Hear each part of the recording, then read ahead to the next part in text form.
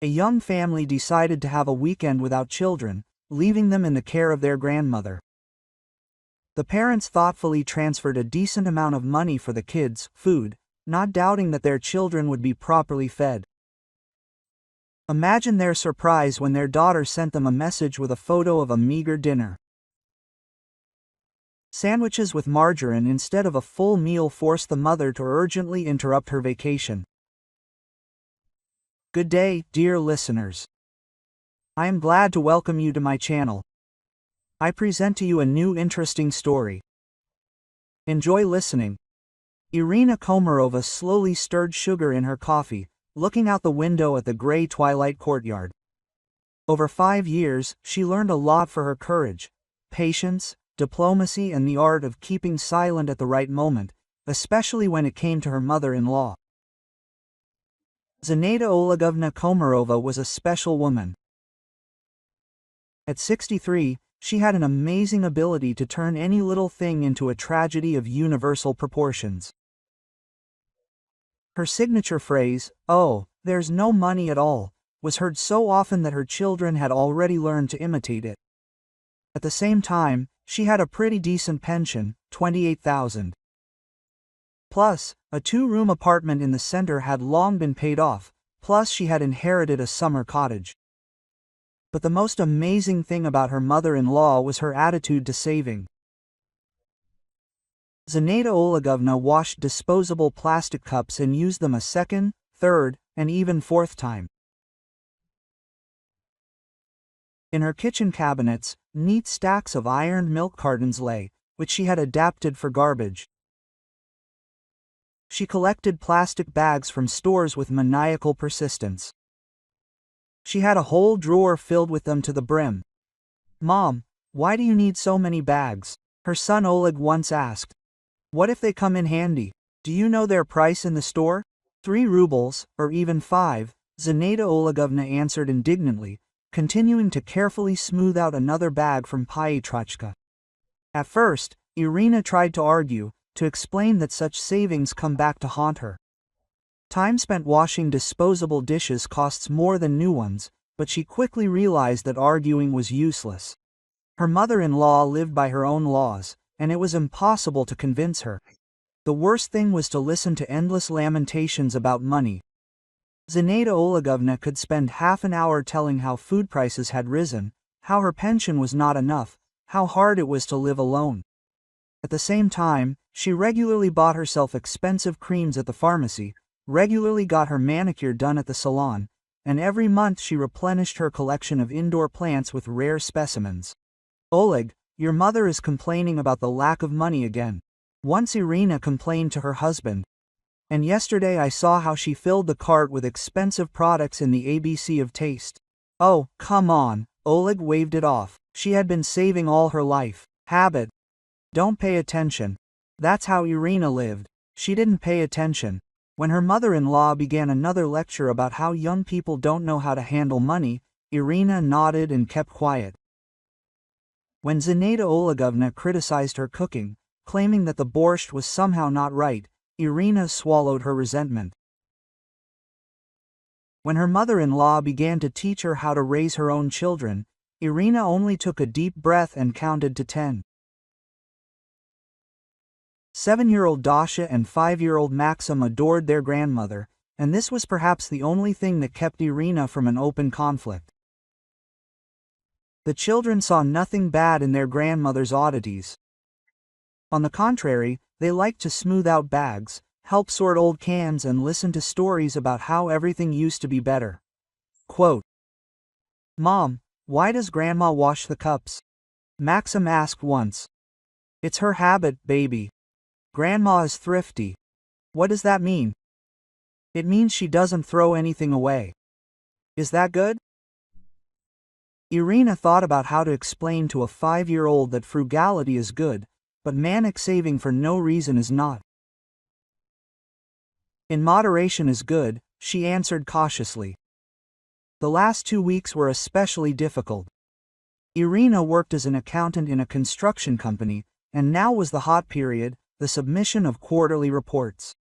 She came home at 9 o'clock in the evening, squeezed like a lemon, and in the morning she rushed to work again. Oleg also worked 7 days a week. He was engaged in the supply of building materials, and customers demanded everything faster, more, better quality. The children practically lived in after-school care and with a nanny.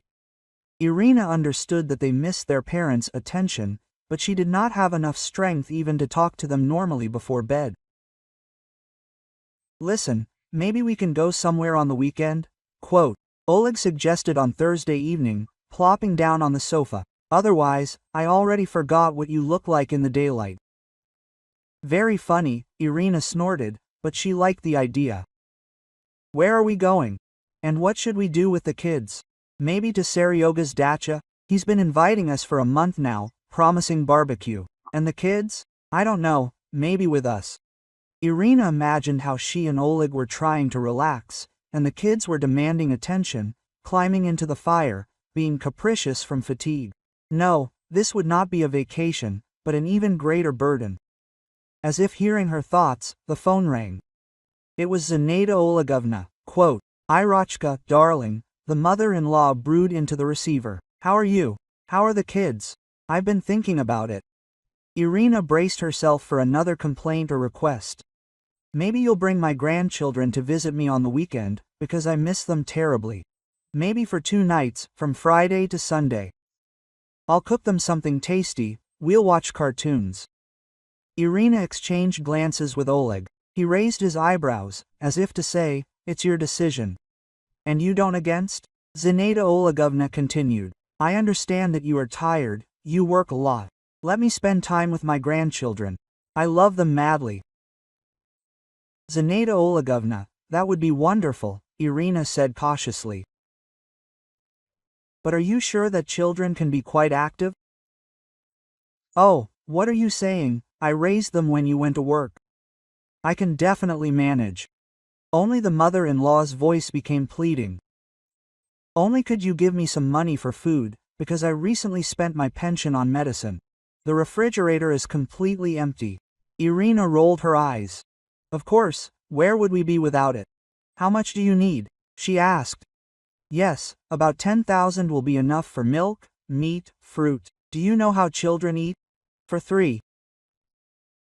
10,000 for 2 days for 2 children is more than enough."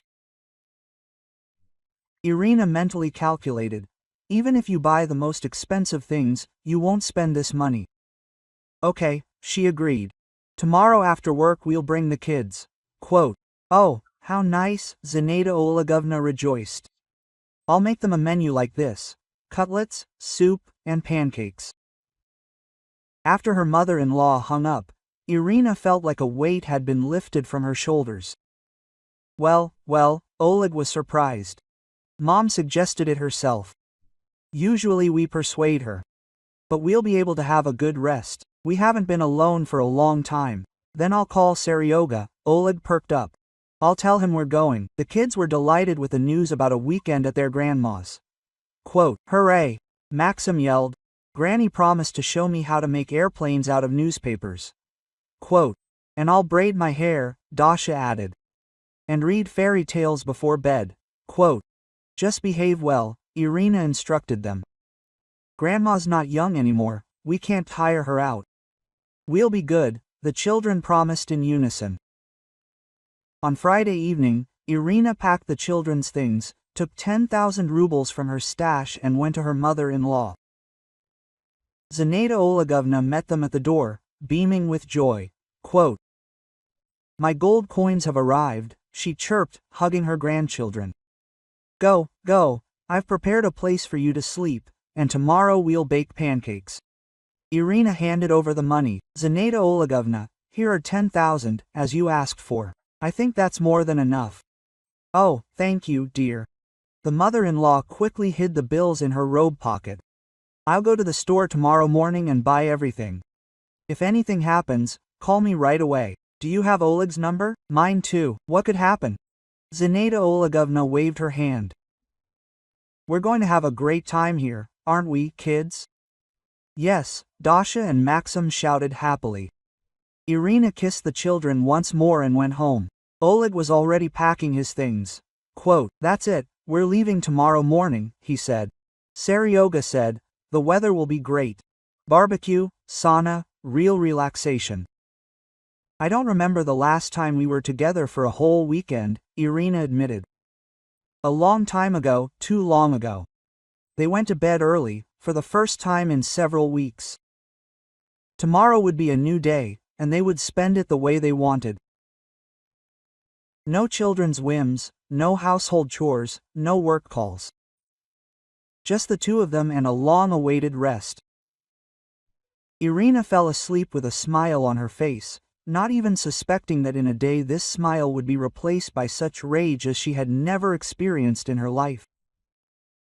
In the morning, Irina woke up without an alarm clock. For the first time in many months, the sun was shining outside the window. There was an unusual silence in the apartment. No one was stomping along the corridor, shouting, "Mom, where are my socks?" He didn't slam the cabinet doors. Bliss. Let's go. Oleg was already dressed and was putting a spare shirt in his bag. Just 5 more minutes, Irina said. It was so good to sleep without the children's screams. Seryoga was waiting for dinner. He said he had already marinated the meat in the evening, bought some coals, and the bathhouse was ready. Seryoga's dacha was located 40 meters from the city in a village with the poetic name of Yasnaya Polyana. The place had nothing in common with Tolstoy's estate. An ordinary dacha area with crooked paths and slanted fences. But for city dwellers it was a piece of paradise. They were driving in a good mood, discussing plans. Irina was already imagining how she would lie in a deck chair with a book that she hadn't been able to finish for 2 months. Oleg dreamed of a bathhouse and fishing on the local pond. And do you remember how we spent last year at Seryoga's were? Oleg remembered. Maxim fell into that pond, all wet and crying. Of course I remember. I was scared to death then. Good thing it wasn't deep. And Dasha caught a frog and wanted to take it home. Oh, kids, Irina sighed. I wonder how they are doing at your mom's. They're fine. Mom is strange, of course, but she loves her children sincerely. She'll feed them, give them something to drink, tell them a story. Don't worry. They were greeted with open arms at Seryoga's. The owner of the dacha was a sociable man. He loved guests and knew how to entertain. His wife Svetlana was already setting the table on the veranda. Finally, Seryoga rejoiced. And we're missing you here. Where are you? They stayed at Grandma's, Oleg explained. We decided to have an adult weekend. That's right. You have to think about yourself sometimes. Sveta, get out some cognac. We'll celebrate our parents' release. It was a truly wonderful day. They grilled shashlik, played volleyball, told jokes. Irina felt the tension of the last few weeks slowly letting go. Her shoulders straightened, her face relaxed. She even stopped thinking about work and children and simply enjoyed the moment. Quote, "It's so beautiful," she said, admiring the sunset. "It's so nice out in nature." That's what I'm saying, Seryoga agreed. You can't breathe in the city. The air is different here, and the right thoughts come to you. In the evening, they heated up the bathhouse. The men went to take a steam bath. The women stayed to chat in the kitchen. Svetlana talked about her neighbors at the dacha. Irina shared work news. The usual women's chatter, which made the soul feel light. Quote, "You know," Irina admitted, "I've already forgotten what it's like to just sit and talk. At home, someone is always demanding something, asking, crying. I understand. Our Nikita is already an adult, but I remember those times. It seemed to me that I was going crazy from endless children's questions and whims. And my mother-in-law is special, so thrifty that it's scary to watch. She washes disposable cups." Seriously? Svetlana laughed. "Well, that's it. And what about Oleg?" "Oleg is used to it. He says, 'Mom has always been like this, but sometimes her whims just drive me crazy.' Yeah, it's not always easy with mothers-in-law. It's good that at least she loves her children. That's for sure. The children are delighted with her."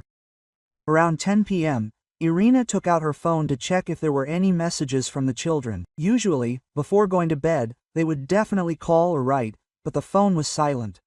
Quote, "They're probably tired, they're already asleep, she thought and put the phone in her bag. But the calm was short-lived. At 10:30, a notification came about a new message in the messenger, Otdashki. Irina opened the chat and saw a photo. The picture showed a white plate with 2 thin slices of black bread, spread with yellow margarine. Next to it was a glass of water. The caption under the photo, "Mom, this is my dinner. What's wrong?"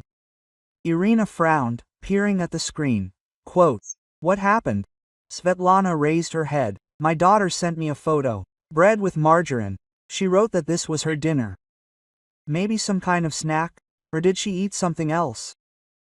Irina wanted to agree, but something inside her gave an unpleasant lurch.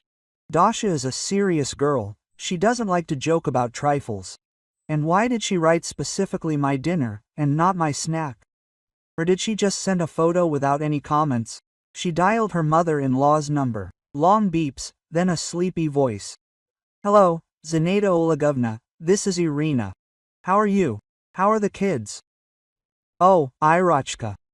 My mother-in-law clearly didn't expect a call. "Everything is fine, the kids are already asleep. Dasha sent me a photo. Bread with margarine. She says this is her dinner. Is this true?" Pause. Too long a pause. "Well, they ate a lot during the day." Zinaida Olegovna began to make excuses. "I made them a good breakfast and fed them at lunch. And in the evening they said that they had eaten their fill and didn't want any more. They only asked for some bread." "Just bread?" Irina asked again. "Zinaida Olegovna, the children always eat well, especially Maxim." "Oh, I don't know what's wrong with them today. They're being capricious, they don't want this, they don't like that. I offered them soup and cutlets. They said, 'We won't, just give me some bread.'" The explanation sounded unconvincing. Irina knew her daughter. Dasha never refused normal food in favor of bread and margarine. And Maxim, especially the boy, could chew something all day long. "What did you cook for them?" Irina continued asking. "I'm telling you, soup, cutlets." The mother-in-law's voice became irritated. "Dear Irina, don't worry. So, the children are healthy, safe, sleeping peacefully. I'll feed them normally tomorrow. Can I talk to them? They're already asleep, I say, I can't wake them up." "Okay, but please feed them normally tomorrow morning." Of course, don't worry." Irina hung up, but the anxiety didn't go away. Something was wrong. She felt it with every fiber of her soul. "So what?" asked Svetlana. "She says the children ate their fill during the day, didn't want to eat in the evening, only asked for bread. It happens, maybe they really overate during the day?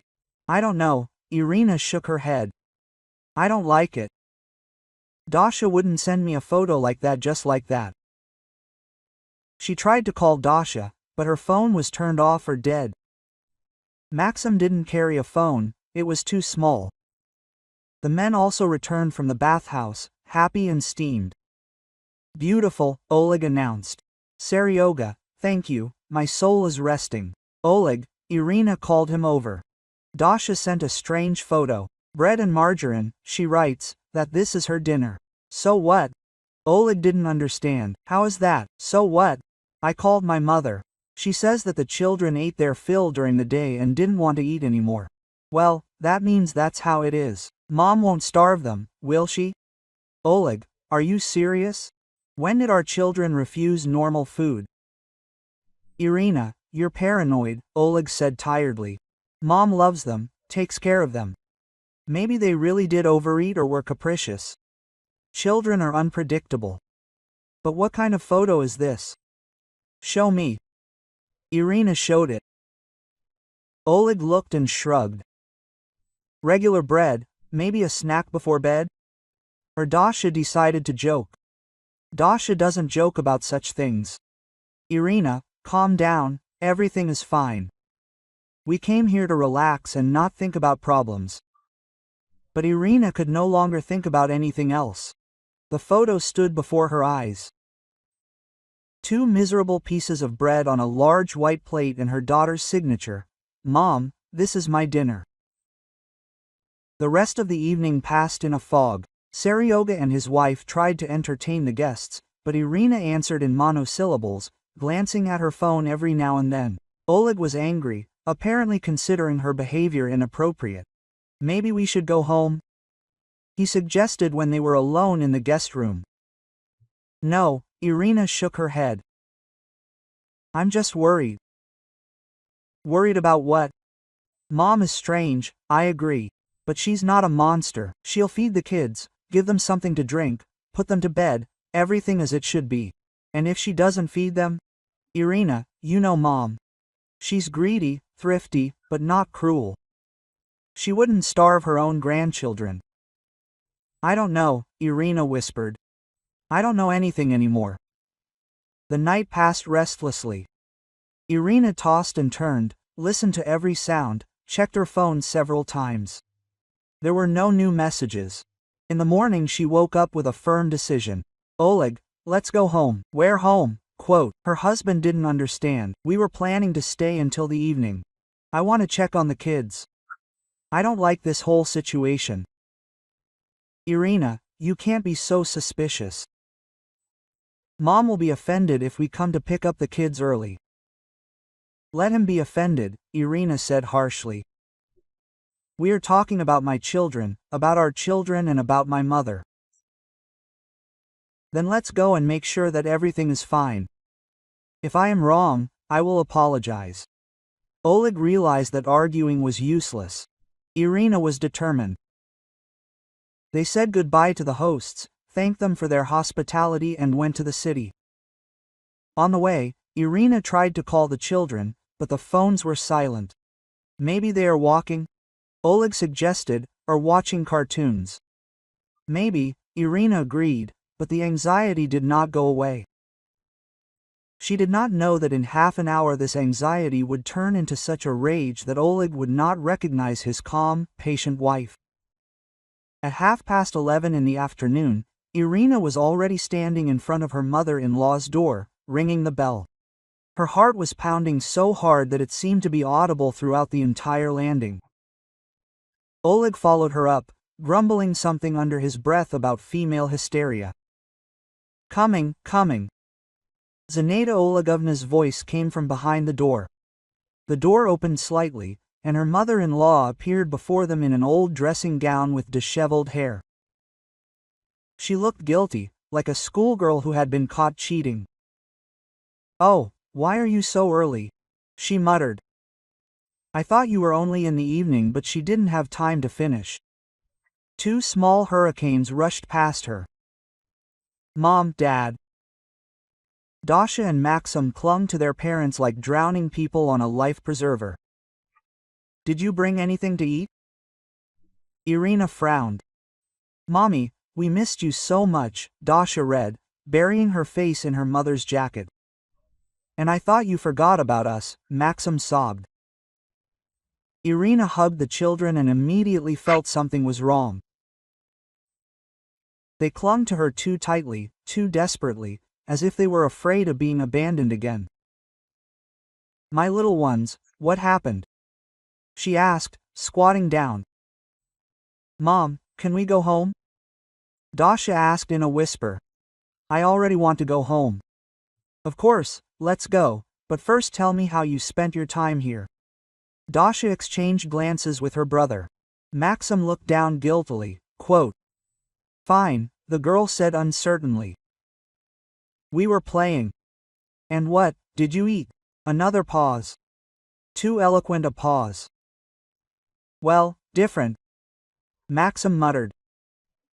Irina felt how everything inside was shrinking from a bad feeling. The children were clearly hiding something, and this hungry look with which they pounced on her, the children are eating like crazy, Zinaida Olegovna suddenly spoke behind their backs, nervously fussing in the kitchen. They ate everything that I cooked. Now I'll make something else. The clink of dishes, hurried steps. The mother-in-law was clearly trying to create the appearance of vigorous activity. Mom, are there any cutlets at home? Maxim asked quietly. I really want cutlets and soup. Of course, baby. There's everything you like at home. Irina stood up and went into the kitchen. Zinaida Olegovna was standing at the stove, stirring something in a saucepan. What are you cooking? Irina asked. Well, I want to make some soup quickly. The kids are hungry. What did you eat yesterday? Quote, well, what? Usually breakfast, lunch, dinner. Irina opened the refrigerator. Empty. Almost perfectly empty. A bottle of kefir with an expiring shelf life, a dried-out piece of cheese in plastic, and a jar of cucumbers stood forlornly on the shelves. Zinaida Olegovna, where is the food? Irina asked, trying to contain her growing irritation. But I gave you 10,000. So, I bought it. The mother-in-law hesitated. The children ate it all. I told you, they eat like crazy. They ate it all, Irina asked again. In a day and a half, the two children ate food worth 10,000 rubles. Well, they have a good appetite. Irina did the math in her head. Even if you buy the most expensive products in the most expensive store, spending 10,000 in a day and a half on two children is almost impossible. Unless you feed them black caviar and lobsters. What exactly did you buy? Irina continued the interrogation. Well, meat, milk, bread, fruit. Zinaida Olegovna looked away, continuing to stir something in a saucepan. Irina looked into the saucepan. There were 2 sausages floating in muddy water with macaroni. It's soup, she didn't believe it. A child's soup, simple, children love it, quote. Meanwhile, Oleg was talking to the children in the room. Irina heard their muffled voices. Then he went into the kitchen. Mom, what did the children eat yesterday? He asked Zinaida Olegovna. Yes, I already explained it to Ira, the mother-in-law began. Dashka told me about dinner, Oleg interrupted her. Bread and margarine, is that true? Well, they asked for it themselves, Mom. Oleg looked at her carefully. Where are the groceries? Irina gave them 10,000. Olejek, why are you all attacking me? Zinaida Olegovna threw up her hands. The children are healthy, safe, they were a little capricious with the food. Well, that happens. Irina felt like she was boiling inside. Something was completely wrong here. She went into the hallway, then into the room, looking around the apartment. Everything looked normal. The same furniture, the same knick-knacks, the same flower pots. And then she remembered about the pantry. Zinaida Olegovna had a small pantry next to the kitchen, where she kept canned goods, cereals and other long-life products. Irina never paid much attention to it, but now something prompted her to look in there. She opened the pantry door and froze. On the shelves, neatly arranged in several rows, stood jars of red caviar. Not 1, not 2, at least a dozen. Next to them lay pieces of smoked salmon in vacuum packaging, elite canned goods with French names, imported cheeses in expensive packaging, jars of gourmet olives, expensive olive oil, truffle paste. Irina stood and looked at these riches, feeling a cold wave of rage rise up her spine. Zinaida Olegovna, she called, trying to keep her voice calm. What, dear? Her mother-in-law responded from the kitchen. Come here, please. Zinaida Olegovna dragged herself in, wiping her hands on a kitchen towel. Seeing the open pantry, she turned pale. What's this? Irina asked, pointing to the shelf. These are, well, my supplies. Supplies. Irina took one of the cans of caviar and looked at the price tag. 4,500 rubles per can. Oleg, come here. Oleg came over, looked into the pantry and whistled. Mom, what is this? I bought it little by little, Zinaida Olegovna babbled. I put it aside with my money and bought it. Irina started taking out the cans and laying them out on the floor. Let's count. Caviar, 10 cans at 4,500. That's already 45,000. Salmon, 5 pieces at 1,500. Another 7 cans of canned goods, cheeses, olives. She continued laying out the products, quickly calculating in her head. The amount was growing catastrophically quickly. This is at least 70,000, she exhaled. 70,000 rubles of delicacies, and bread and margarine for the children. Irachka, come on, Zinaida Olegovna tried to justify herself. It wasn't all bought at once. And not all at once. Irina tore the price tag off the can of caviar. Look, the date is yesterday. And here too. And here. She checked a few more packages. Several price tags were fresh, from yesterday and the day before yesterday. So, that's it. Irina slowly rose from her knees. You took my 10,000 rubles, which I gave for food for the children. We went to an expensive store, bought ourselves some delicacies, and for 2 days the children were given bread with margarine and cheap sausages. The children didn't want it, the mother-in-law tried to object. They didn't want caviar, Irina got mad. They didn't want salmon? A 7-year-old child and a 5-year-old toddler refused normal food and asked for bread with margarine. Quote, Olejek, tell her, Zinaida Olegovna turned to her son. But Oleg was silent. He stood in the middle of the pantry, looking at the scattering of expensive products, and was silent. Such disappointment was written on his face that Irina felt sorry for him. Mom, he finally said quietly. How could you? What? How could you? Zinaida Olegovna tried to be indignant. I didn't do anything bad. You starved your own grandchildren for jars of caviar. I didn't starve them, they ate. I cooked them breakfast. What breakfast? Quote, Irina barked. Bread and margarine too. She went to the children, who were sitting in the room, huddled close to each other. Dashenka, sunshine, she said softly. Tell Mom the truth, what did you eat at Grandma's? Dasha looked at her father, then at her mother. Her eyes were full of tears. Mom, we didn't want to complain. Tell me, Mom won't scold you. Quote. On Friday evening, Granny gave us a sandwich with margarine. She said that tomorrow she would buy groceries and cook something tasty.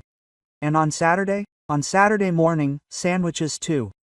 Granny said that she hadn't been to the store yet, and for lunch she gave us sausages, 2 for 2, and pasta. And in the evening? In the evening she said that we had eaten a lot and didn't need more. She gave us bread with margarine. And when we asked for more, she said that children shouldn't eat a lot at night.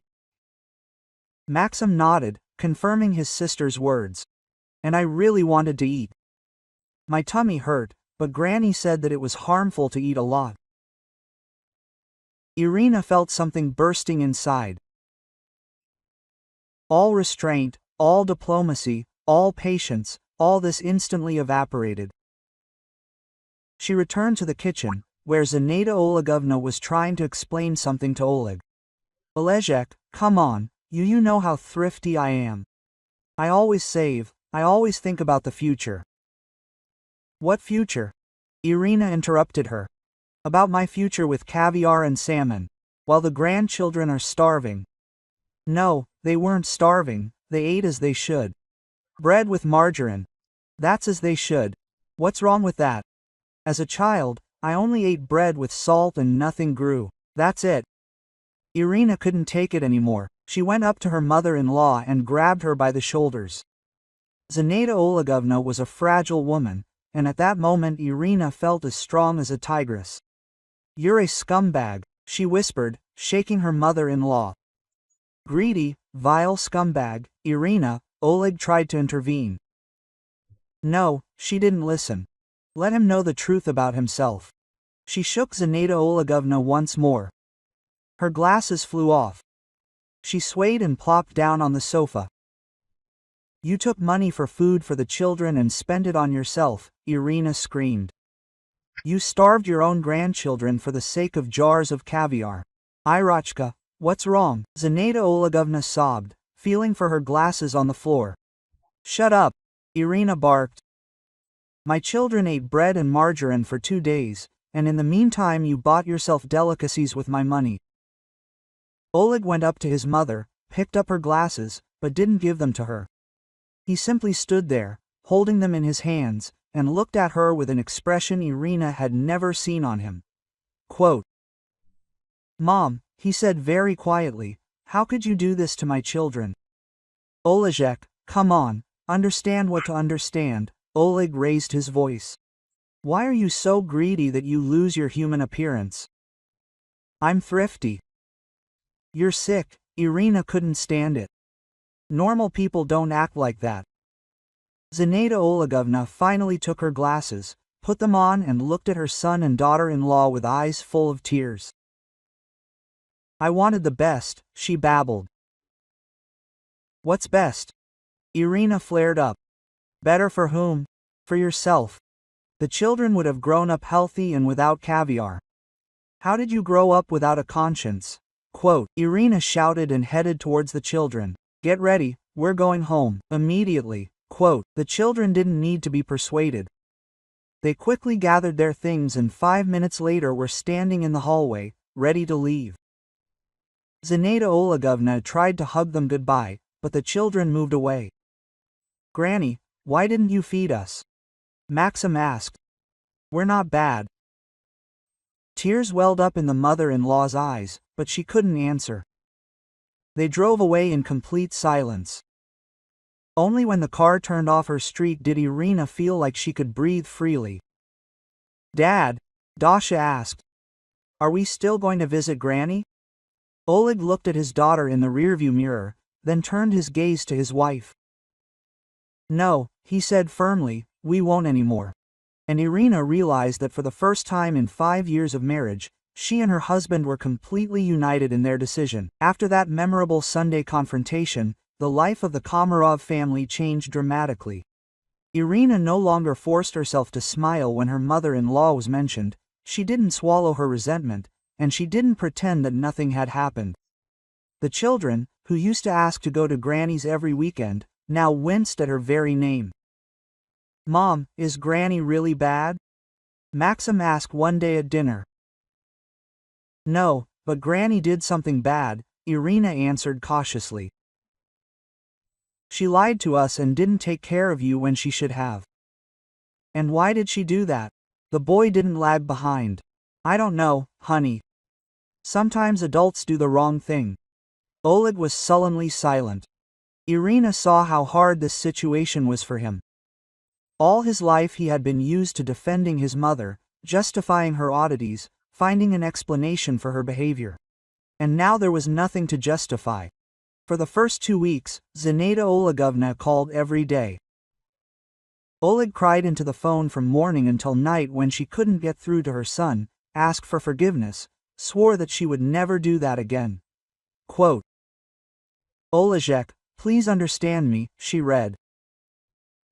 "I have saved all my life, I got used to it, I thought, the children are small, they don't need much, and delicacies are such a rarity for me." "Mom, you starved my children for the sake of jars of caviar," Oleg answered coldly. "Do you understand, my children? I didn't starve them, they ate bread and margarine. For 2 days. Oleg, please don't be so angry. I didn't do it on purpose. I thought you were only thinking about yourself." She called Irina less often, but each such conversation ended in a scandal. Quote, "Darling, but you can't separate the children from their grandmother," Zinaida Olegovna whined. "I love them." "If they loved them, they wouldn't starve them," Irina answered dryly. "How many times can you talk about this hunger? I fed them incorrectly once, it happens to everyone. It doesn't happen to normal people." "Irina, why are you so angry?" "I apologize. Your apologies don't mean anything to me." "Interesting. I'm interested in you not coming near my children anymore." A month later the calls stopped. Zinaida Olegovna tried another tactic, started bringing gifts. The first time she waylaid Ira at the entrance with a huge bag of toys. "Daughter," she smiled, as if nothing had happened. "I bought presents for my granddaughter here." Irina didn't even stop. "Zinaida Olegovna, go past. How can there be such beautiful toys here? Maximka's car, Dashenka's doll." We don't need your gifts. Girl, you can't do this. The children are not guilty of anything. Irina turned around and looked at her mother-in-law so that she involuntarily retreated. You are right, the children are not guilty of anything, including the fact that they have an inadequate grandmother. That's why I protect them from you. Zinaida Olegovna tried to object, but Irina had already disappeared into the entrance. The following week, the mother-in-law tried to approach the children on the playground. Irina was just sitting on a bench, watching Dasha and Maxim play, when she saw a familiar figure. Quote, "My gold ones," Zinaida Olegovna chirped, approaching her grandchildren with a new package of gifts. The children stopped when they saw their grandmother. Their faces showed confusion and some wariness. "Hi, Granny," Dasha said hesitantly. "Dashenka, Sunshine, Maximka, I brought you some treats."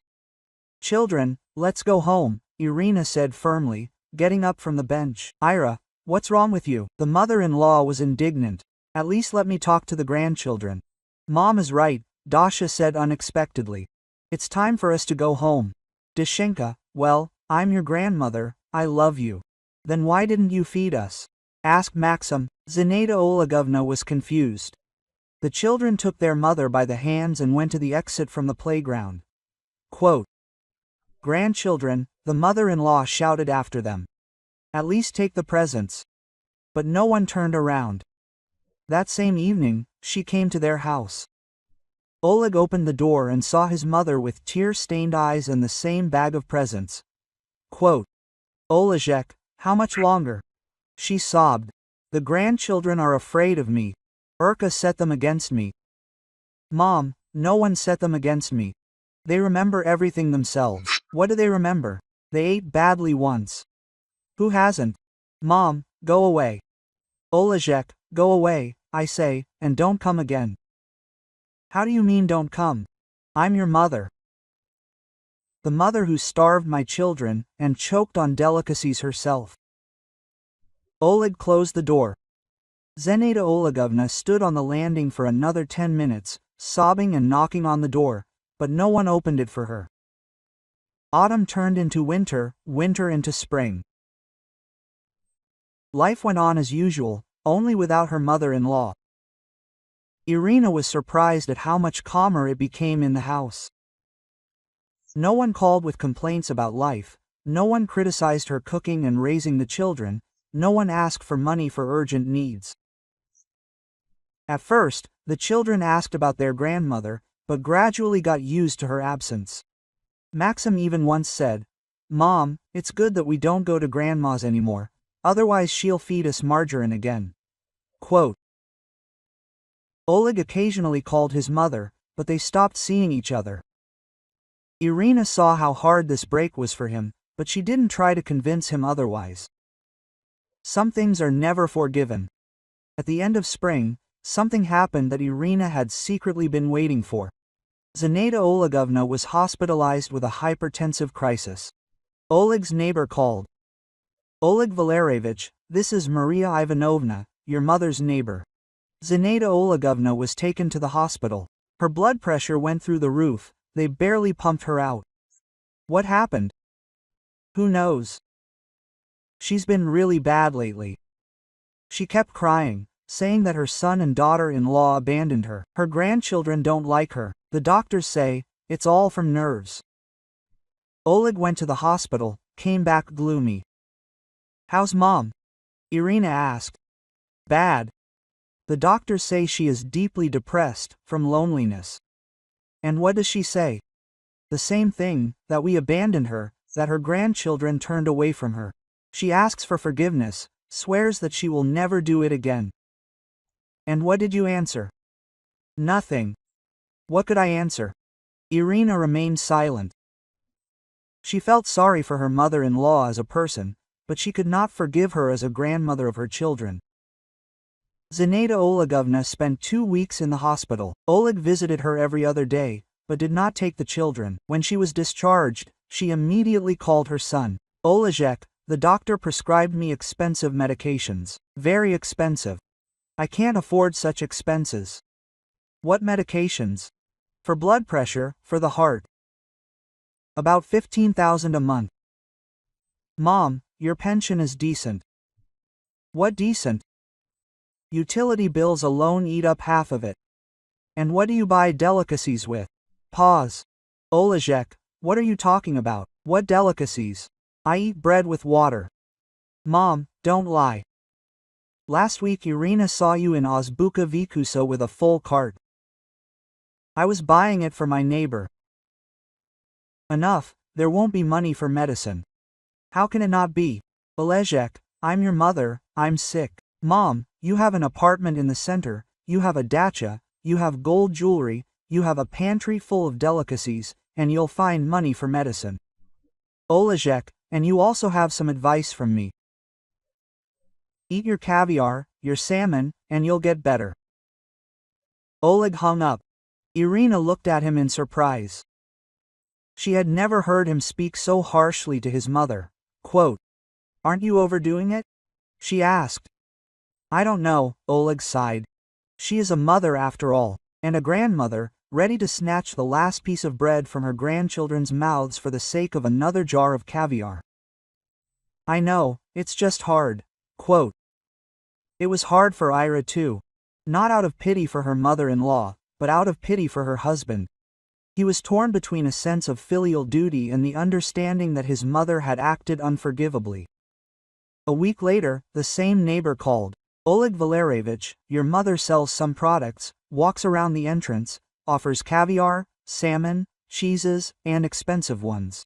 She says the expiration date is ending, she needs to sell them urgently. And how are things? Who will pay that kind of money?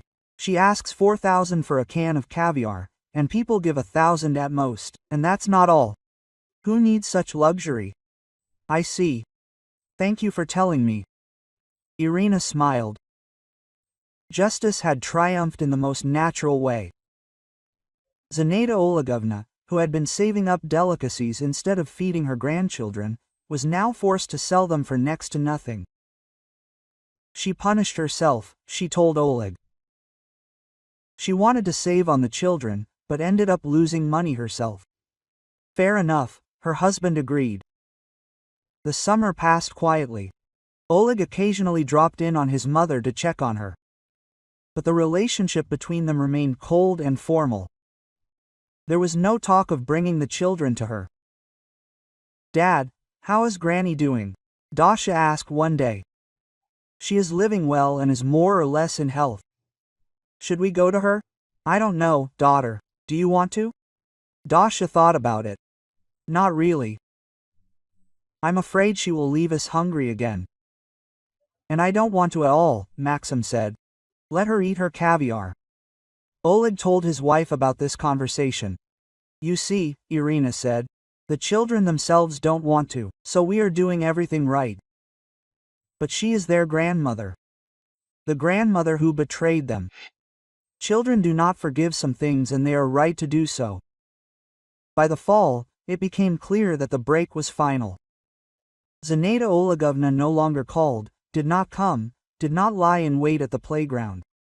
The neighbors said that she had become completely withdrawn, did not communicate with anyone, left the house only to go to the store for the bare necessities. They say she looks very bad, Maria Ivanovna reported once. She has aged a lot, lost weight, keeps asking about her grandchildren, how they are, what they are doing. And what do you answer? Oleg asked. And what should I answer? I say, I do not know, I am not interested. She herself is to blame for everything. Did she tell you what happened? She did.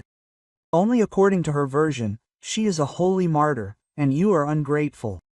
But I know what she is really like. I remember how she fed her cat with scraps and bones.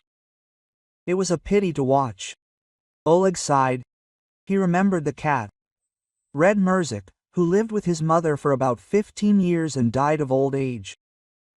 Indeed, she fed him with whatever she could find, even saved on cat food. Her character does not change. All her life she saved on everything, on animals, on herself, on her loved ones. Only on delicacies did she not save. The winter was harsh. In January, the neighbor called Oleg again. Your mother is in the hospital again. Again, her blood pressure. The doctors say her condition is serious. Oleg went to visit. He came back even more gloomy than last time. She has become really bad, he told his wife. She lies there, cries, and talks about you and the children all the time. The doctor told me, loneliness will finish her off. And what do you feel? Pity and anger at the same time. I feel sorry for her. Old, sick, lonely. And the anger at her drove itself into this situation. Oleg, Irina took her husband's hand. You don't have to choose between your mother and your children. You have already chosen and you chose correctly. I know, it's just hard to watch her suffer. And it was hard for me to watch our children suffer. Do you remember Maxim, how he said that his tummy hurt from hunger? Oleg nodded. He remembered and understood that Irina was right. Zinaida Olegovna spent a month in the hospital. When she was discharged, she was already completely different, quiet, broken, aged. Oleg visited her once a week, but each visit was more and more difficult for him. How is Mom? Irina asked. Bad, she takes medicine, but it doesn't help much. She says she doesn't want to live. Quote. And about her grandchildren, he asks, every time I tell her. She listens and cries and does not understand why this happened. She understands, says that she was a fool, that she lost everything because of greed. She realized it too late. Yes, too late. In the spring, Irina accidentally met her mother-in-law at the clinic. Zinaida Olegovna had changed so much that Irina didn't recognize her at first, thin, gray-haired, with dull eyes. Irochka, the mother-in-law said quietly, seeing her daughter-in-law. Hello, Zinaida Olegovna. How? The children are growing well. And how is Dashenka at school? She's doing well. And Maximka? Maxim is doing well too. Zinaida Olegovna stood and looked at her daughter-in-law with eyes full of tears. I understand that you can't forgive me. I don't forgive myself, but tell the children that Grandma loves them. Loves them very much. Irina looked at this broken woman and felt nothing. No pity, no compassion, only cold indifference. Quote. Goodbye, Zinaida Olegovna, she said and walked past. The mother-in-law remained standing in the corridor of the clinic. Small, pitiful, completely alone. At home, Irina told her husband about the meeting. Have you seen your mother? She looks really bad. I know. I told you. I asked you to tell the children that she loves them. And what did you say? Nothing. She walked past. Oleg nodded. He understood his wife. Some things really cannot be forgiven. Quote. Dad, Dasha asked in the evening. Does Grandma live all alone? Alone. I feel sorry for her, Maxim said unexpectedly, but I still don't want to go to her. I'm scared. Nobody is forcing you, son. And she will die alone. Oleg looked at his son. Childish compassion, but also childish fear, was written on his little face. Probably, he answered honestly. It's sad, Maxim sighed. But it's her own fault. Coming from the lips of a 5-year-old, these words sounded like a sentence. Harsh, but fair verdict. Zinaida Olegovna really died alone. It happened the following year, in December. Her heart couldn't withstand another hypertensive crisis. Oleg learned about it from the same neighbor. They found her only 3 days later, said Maria Ivanovna. No one missed her, neither friends, nor acquaintances, nor relatives. Only we, the neighbors, noticed that she hadn't been seen for a long time. The funeral was modest. About 10 people came. Relatives, neighbors, a couple of colleagues from her previous job. The children didn't go to the cemetery. Irina thought they didn't need it. Is Dad sad? Dasha asked when Oleg returned from the funeral. Yes, he is sad. Because of Grandma, because of her. But I am not sad, the girl said honestly. Is that bad? No, daughter, it is not bad. You have no reason to be sad. Do you have one? Oleg thought about it. You know, I do. I am not sad because Grandma died. I am sad because she never understood what she had done. And so she died, considering herself a victim. And was she a victim? No, she was greedy and selfish and paid for it. In the evening, when the children went to bed, Oleg said to his wife, "You know what I am thinking about? Mom saved on everything her whole life. She saved time, did not spend it on communicating with people. She saved money, did not spend it on gifts and caring for loved ones. She saved emotions, did not spend them on sincere warmth for children and grandchildren. And what is the result? Complete loneliness." "Fair enough," Irina said. "You reap what you sow." And the worst thing was that she didn't fully understand what she had done wrong. She thought that we had punished her unfairly. Some people never admit their mistakes, especially when those mistakes concern their main passion. Greed. You mean? Greed and selfishness. Your mother loved only herself, and when you love only yourself, you end up with only yourself. Oleg nodded. He understood that his wife was right. Zinaida Olegovna got exactly what she deserved: her greed, her selfishness, and her loneliness forever. And that evening, for the first time in 2 years, Irina felt complete peace. Justice triumphed slowly but surely.